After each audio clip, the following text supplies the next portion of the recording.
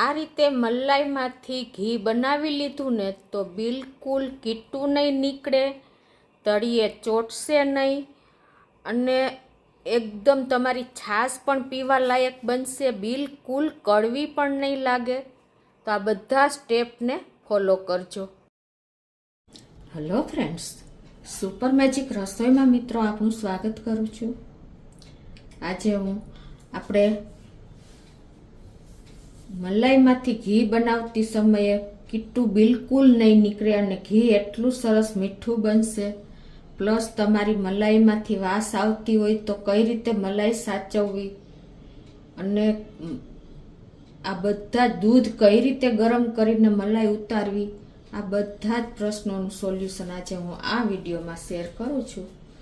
તો એન્ડ સુધી જોડાયેલા રહેજો. ગમે તો લાઈક કરજો, શેર કરજો અને નવા મિત્રો સબસ્ક્રાઈબ કરવાનું બિલકુલ ના ભૂલતા. બાજુમાં રહેલ બેલ આઇકનને પણ પ્રેસ કરી દેજો, જેથી કરીને લેટેસ્ટ વિડીયોની માહિતી ડેઈલી તમને મળતી રહે. અને બાજુમાં રહેલા હાઈપ બટનને પણ પ્રેસ કરજો, જેથી કરીને અમને અમુક પોઈન્ટ્સ મળતા રહે. હવે મિત્રો આપણે જો અત્યારે હું તમને ગાયના દૂધની મલાઈ, મારે આ 12 દિવસની મલાઈ છે. દરરોજનું 1.5 લીટર દૂધ, કમસે કમ 1 લીટરથી વધારે થોડું એવું દૂધની મલાઈ છે. તો આ રીતે મલાઈ કઈ રીતે સ્ટોર કરવી, દૂધ કઈ રીતે ગરમ કરવું ને, આજે મેં આ 1.5 લીટર દૂધ લીધું છે. અને એને મેં આપણે દૂધ લઈને ત્યારે પહેલાં તો દૂધને ગાળી લેવાનું, પછી તપેલીમાં થોડુંક પાણી નાખવાનું એટલે દૂધ તળિયે ના બેસે. અને પછી તમારે દૂધ એકદમ સ્લો ફ્લેમ ઉપર ગરમ કરવા મૂકવાનું અને ઉફાણો આવે ને ત્યાં સુધી આપણે દૂધને ગરમ કરવાનું છે, ઉપર સુધી આવે એટલે. અને વાસણ હંમેશા થોડુંક મોટું લેવાનું, તો જ તમારે દૂધનું સરસ ગરમ થઈ શકે અને મલાઈ પણ વળી શકે. અને પછી તમારે એ દૂધને એકદમ ઠંડુ કરી નાખવાનું. જો તમે સેજ હુંફાળું દૂધ પણ ગરમ હશે ને મૂકી દેશો ને ફ્રીજમાં, તો પણ મલાઈ સરખી વળતી નથી. એટલે કમ્પ્લીટ તમારું દૂધ ઠંડુ થાય ને પછી જ તમારે એને ફ્રીજમાં મૂકવાનું. 2 થી 3 કલાકમાં એકદમ ઠંડુ થઈ જાય છે. 4-5 કલાક તમે ફ્રીજમાં મૂકશો ને ત્યારે જો આ ટાઈપનું દૂધ મારે તૈયાર થયું છે, તમને ખ્યાલ આવી જતો હશે. મેં આમાંથી થોડુંક દૂધ વાપરેલું છે, એટલે મલાઈ પણ સેજ તમારે મલાઈ વૈરા પછી દૂધ વાપરવું હોય ને તો આ રીતે તમારે એને મલાઈ છોડી દેવાની ફરતી ચપેથી તપેલામાં. આવી રીતે તમે છોડી દેશો ને એટલે તમારી મલાઈ તપેલાથી છૂટી થઈ જશે અને આખી મલાઈ નીકળશે. જો આ રીતે તમારે, અને તપેલું તમે જ્યારે પણ લેશો ને ત્યારે એકદમ ક્લીન જ રહેશે. તમારી મલાઈ ભાંગશે નહીં ને, એટલે મલાઈ ઝાઝી એકદમ સરસ આખી નીકળી જશે. એટલે આટલી પ્રોસિજર તો કરવી જ પડે, તો જ તમારા દૂધમાંથી મલાઈ નીકળે અને તો જ એ મલાઈમાંથી ઘી બને. અને બીજું કે આપણે અત્યારની જનરેશન દૂધ તાજે તાજું વાપરી નાખે છે, એટલે કાંઈ મલાઈનો પ્રશ્ન જ નથી રહેતો.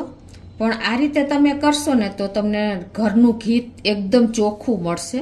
પછી તમારે 5 કલાક ફ્રીજમાં રાખ્યા પછી તમે જો આ દૂધને બહાર કાઢશો ને, એટલે આ ટાઈપની ગાયનું દૂધ છે.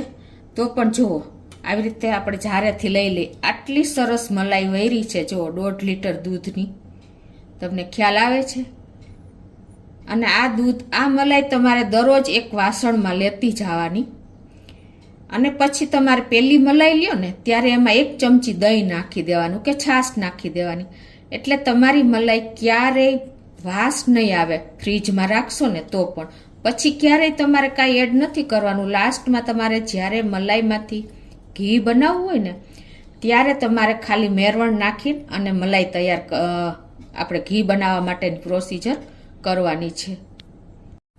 હવે મિત્રો તમને ખ્યાલ આવી ગયો ને કે આ રીતે તમે મલાઈ રાખશો ને ફ્રીજમાં તો ક્યારેય તમારી મલાઈમાંથી વાસ નહીં આવે, તમારી મલાઈની છાશ કડવી નહીં બને કે ક્યારેય પણ તમારા ઘીમાં પણ વાસ નહીં આવે. એટલે તમારે મલાઈ તપેલું જેમાં કાઢતા હોય ને તમારે જ્યારે એનું ઘી બનાવવું હોય ને ત્યારે તમારે પાછું 1 ચમચી દહીં નાખીને કે છાશ નાખીને અને એને તમારે સેજ આવી રીતે ગેસ ઉપર મૂકીને અને એને હલાવતું જવાનું. આખી મલાઈમાં 1 ચમચી દહીં નાખી દેવાનું ને આ રીતે હલાવી દેવાનું. આપણે જેમ દૂધ મેળવીને એ રીતે જ મેળવી દેવાની છે મલાઈ, 1 ચમચી દહીં નાખીને. અને પછી એને તમારે 12 કલાક કે 24 કલાક ઢાંકીને બહાર મૂકી દેવાની છે.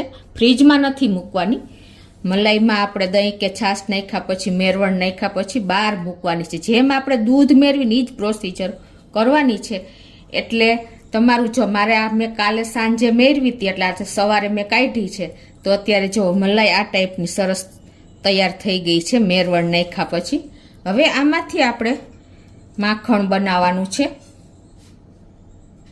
તો એને હું એક મોટા વાસણમાં લઈ લઉં છું.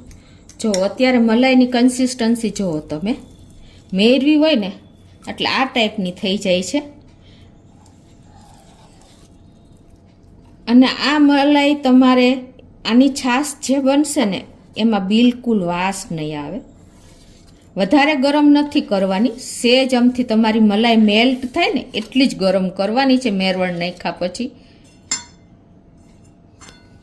આ રીતે આપણે બધી મલાઈ એક મોટા વાસણમાં લઈ લીધી છે.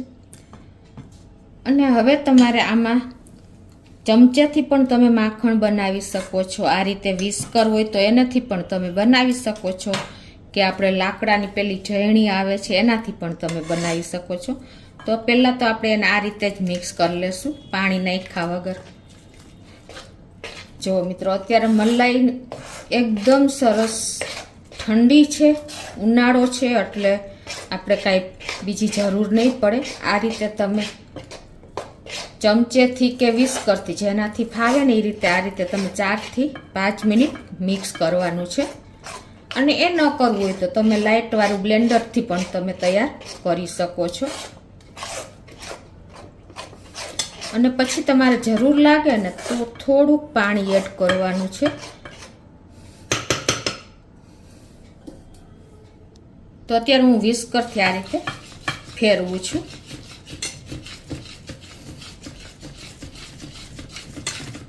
આ રીતે 5 મિનિટ આપણે હલાવશું એક જ ડિરેક્શનમાં. તો આ રીતે જો આપણે 3 મિનિટ થઈ છે અને આ રીતે મલાઈ એકદમ જોવો સરસ માખણ જેવી લાગે છે, પણ હજી પરફેક્ટ માખણ તૈયાર નથી થયું. એટલે હવે તમારે આ સ્ટેજે શું કરવાનું, એકદમ થોડુંક ઠંડુ પાણી નાખી દેવાનું, ઉનાળો છે એટલે. પ્રોસિજર કરતાં તમારે 3 જ મિનિટ થશે. તમારી મલાઈ કેટલી ક્વોન્ટિટી છે એ ઉપર પણ ડિપેન્ડ હોય છે. હવે તમારે આ રીતે આપણે ઠંડુ પાણી નાખીને અને પાછું માખણ આવી રીતે મિક્સ કરી લેશું.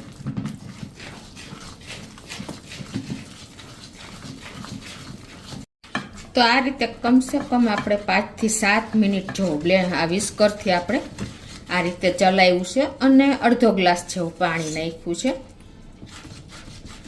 એટલે આ રીતે જો ઇઝીલી આપણું મલાઈ મેરવેલી હતી એમાંથી માખણ અલગ થઈ ગયું છે. હજી થોડીક વાર આપણે આ રીતે કરીએ એટલે એકદમ માખણ તમને બતાવું, કે કોઈ બ્લેન્ડરની કે લાઇટ ના હોય ને તો પણ તમે આ રીતે ઇઝીલી માખણ મલાઈમાંથી અલગ કરી શકો છો, મેરવેલી મલાઈમાંથી.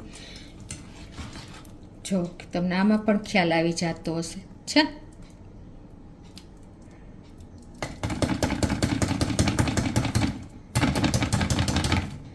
આ આપણું માખણ રેડી છે. તો હવે આપણે આમાંથી છાશ અલગ કરી લેશું. આ રીતે જો તમારે એવું હોય બહુ ગરમી હોય ને તો આઈસના ક્યુબ નાખી દેવાના, એટલે માખણ તરત જ બધું ભેગું થઈ જશે. તો હવે મિત્રો જો આપણે માખણને એક સાઈડ કરી અને છાશ આપણે કાઢી લેશું. આ રીતે આપણે સાઈડમાં માખણ કરી દીધું છે. અને આ છાશ મિત્રો બિલકુલ કડવી નથી થઈ કે વાસ નથી આવતી, એટલી સરસ તમે છાશ પી શકો ને એવી સરસ આ છાશ તૈયાર થાય છે. તમને ખ્યાલ પણ નહીં આવે કે આ મલાઈની છાશ છે. તો આપણે જે વાસણમાં, હું અત્યારે આ એક જગમાં છાશ માટેનો જગ છે એમાં જ છાશ કાઢી લઉં છું. ઉપરથી આપણે માખણ આવશે એ લઈ લેશું. આ રીતે આપણે છાશને કાઢી લીધી. હવે પછી તમારે જો આપણે કીટું ન બને ને એના માટે તમારે આ માખણને 2 થી 3 પાણી આ રીતે ચોખ્ખા પાણીએ જ ધોઈ નાખવાનું. પાણી જાજુ નહીં નાખવાનું, અમથું ગ્લાસ એક નાખી અને આ રીતે તમારે એને મિક્સ કરી અને માખણમાં પાણી અને ધોઈ નાખવાનું છે. જો આ પણ તમારે માખણ ધોશો ને એટલે જે માખણમાં છાશ હોય ને એ નીકળશે. અત્યારે મેં ઠંડુ જ પાણી લીધું છે કેમ કે ઉનાળો છે, અને કદાચ તમારે ઉનાળો હોય તો છાશ ન બને ને તો ઠંડુ પાણી નાખવાનું, એટલે ટૂંકમાં માખણ ન બને ને તો. અને શિયાળો હોય અને તમારી મલાઈમાંથી માખણ બનતા ટાઈમ લાગે ને તો તમારે ગરમ પાણી સેજ ઉફાળું કરીને નાખવાનું, એટલે મલાઈમાંથી માખણ બનતા કોઈ ટાઈમ નહીં લાગે. આજે હું અમુક ટ્રીક છે એ પણ તમારી સાથે શેર કરતી જાઉં છું. તો આ છાશને પણ આપણે જે આ જગમાં છાશ કાઢી છે ને એમાં જ નાખી દેશું. આ છાશ એટલી હેલ્ધી પણ છે અને પીવા લાયક છે, તમને ખ્યાલ પણ નહીં આવે કે મલાઈની છાશ છે. તો હજી એક વખત આપણે ધોઈ નાખશું ઠંડા પાણીએ. એટલે આના હિસાબે તમારું જે માખણ ગરમ થશે ને એમાંથી કીટું બિલકુલ નહીં નીકળે, અને માખણ પણ એકદમ ક્લીન થઈ જાય છે, અને આ જે પાણી નાખો છો ને એ છાશમાં ઉપયોગી થઈ જાય છે. મિત્રો, એક પણ વસ્તુ તમારી વેસ્ટ જાતી નથી. એકદમ ચોખ્ખું માખણ તમારે 2 થી 3 પાણીએ ધોઈ જ નાખવાનું, તો જ તમારું માખણ પણ ખાવા લાયક થશે અને કીટું પણ નહીં નીકળે. આ માખણ તમે 15-20 દિવસ સુધી રાખી શકો છો, કોઈ પ્રોબ્લેમ નહીં આવે. તો આ રીતે જો આપણે 3 થી 4 પાણી એકદમ ચોખ્ખું પાણી આવે ને ત્યાં સુધી તમે માખણ ધોશો ને તો જ તમારા માખણમાંથી કીટું બિલકુલ નહીં નીકળે, અને માખણમાંથી વાસ પણ નહીં આવે, અને ઘી બનશે ને એમાં પણ વાસ નહીં આવે. તો આ રીતે તમે જો માખણ ધોઈ લેશો ને 3 થી 4 પાણી, એટલે આવું એકદમ લીસું માખણ થઈ જશે. એટલે પ્યોર માખણ છે, આમાં કોઈ જાતના ફોદા નથી. જ્યાં સુધી ફોદા નીકળે ને ત્યાં સુધી તમારે માખણ ધોવાનું, ટૂંકમાં ક્લીન પાણી નીકળે ને ત્યાં સુધી ધોવાનું. અને હવે આ મલાઈની છાશ મિત્રો એકદમ પીવા લાયક છે, બિલકુલ જરાય પણ વાસ નહીં આવે. અને આમાંથી તમે જો ઢોકળાનું હાંડવાનું પલાળશો ને તો એટલા રીચ તમારા ખાટિયા ઢોકળા બનશે ને કે સડસડાટ ગળે ઉતરી જાય ને એટલા સરસ બને છે. અને તમને કેમ કે મલાઈનો ભાગ આમાં હોય છે એટલે કેમ એકદમ રીચ છાશ હોય છે, એટલે એ પણ ઉપયોગ તમે કરી શકો છો. હવે આપણે આને માખણને ગરમ કરવા મૂકશું. તો ગેસની ફ્લેમ મીડિયમ રાખીને પહેલાં આપણે આ પેનને ગેસ ઉપર મૂકી દેશું, અને આ રીતે કન્ટિન્યુ આપણે ચલાવતા રહેશું મીડિયમ ફ્લેમ ઉપર. ઘણા લોકોને શું થાય છે કે ઘી ગરમ થાય છે ત્યારે પણ વાસ આવે છે. જો તમે આટલી પ્રોસિજર કરી લીધી ને તો ક્યારેય તમને ખબર પણ નહીં પડે કે ઘરમાં ઘી ગરમ થયું છે. અને આ રીતે આપણે ચલાવતા રહેશું એટલે તમારા વાસણમાં પણ બિલકુલ કીટું ચોટશે નહીં. અને તમને હું લાસ્ટમાં બતાવું કે આપણું ઘી, આપણું કીટું અને આપણું પેન ખબર પણ નહીં પડે કે તમે આમાં ઘી ગરમ કર્યું છે. તો જો આવી રીતે તમે હલાવશો ને એટલે તરત જ મેલ્ટ થઈ જશે. આ રીતે ગરમ થાય ને ત્યારે તમારે કન્ટિન્યુ ચલાવતું રહેવાનું છે, એટલે તળિયે તમારું ક્યારેય બેસશે નહીં, અને પેન પણ એવું ને એવું રહેશે. અને થોડુંક ગરમ થાય ને એટલે આ રીતે જો ઉપર વ્હાઈટ ફીણ આવશે. હવે જો આપણે ઘી ગરમ થાય છે ને એમાં આપણે જે વિસ્કર ચલાવ્યું હતું ને માખણ મલાઈમાં એ તમારે આ રીતે ફેરવી દેવાનું, એટલે એ ક્લીન થઈ જશે. તમારે એને સાફ નહીં કરવું પડે. તો 2 જ મિનિટ થઈ છે અને આપણું ઘી પણ જો સેજ એકદમ ગરમ થઈ ગયું થોડું થોડું. તો આ રીતે જો આપણે ચલાવતા રહ્યા છીએ ને એટલે બિલકુલ ઘી પણ નીચે નહીં બેસે, અને એકદમ સરસ થોડા જ કીટું નીકળશે, અને ઘી જલ્દી ગરમ થઈ ગયું. જોયું તમે? હવે 1 મિનિટની જ વાર છે. તો જો હવે આપણું ઘી પણ ગરમ જ થઈ ગયું છે, એકદમ ઉપરથી જો તાજું થઈ જશે. અને આવી રીતે તમે ચમચામાં લેશો ને એટલે તમને ખ્યાલ આવી જશે. અને ઇનકેસ તમારું માખણ બરાબર ધોવાણું નથી, તમારી મલાઈમાં વાસ આવી ગઈ છે કદાચ, અને તમારે ઘી ગરમ કરવું છે તો વાસ આવી ગઈ હોય ને તો તમારે શું કરવાનું કે આ રીતે તમારે નાગરવેલનું પાન હોય ને એ તમારે ઘીમાં નાખી દેવાનું, અને કાં તમારે લીમડાના 2 ડાળી નાખી દેવાની, તો પણ તમારા ઘીમાંથી જે વાસ આવતી હશે ને એ ઉડી જશે. અત્યારે મારે કોઈ જરૂર નથી એટલે હું એડ નથી કરતી. હવે આપણું ઘી પણ ગરમ થઈ ગયું છે અને તાજું પણ થઈ ગયું છે. તો જો પ્યોર આપણું ઘી તાજું થઈ ગયું છે. જો છે ને. તો હવે આપણે ગેસને બંધ કરી દઈશું અને આ ઘીને ગાળી લેશું. આપણે કન્ટિન્યુ ચલાવ્યું એટલે કોઈ જાતનું તમને પેન બતાવું કે બેઠું નથી. આટલું તમારે અત્યારે રસોડામાં એટલી સરસ સ્મેલ આવી રહી છે ને કે તમે વાત જ ના પૂછો, એટલી સરસ ઘી મીઠું બન્યું છે. તો હવે ગેસ બંધ કરી દઈ અને ગાળી લઈ. તો જો હવે આપણે ડાયરેક્ટ વાસણમાં લેશું કેમ કે ગરમ ઘી છે. અને ઘી ગાળવા માટે તમારે આ રીતે સ્ટીલની ગળણી વાપરવાની. પ્લાસ્ટિકની હશે ને તો હેલ્થ માટે ખરાબ છે. તો આ રીતે આપણે ઘીને ગાળી લેશું.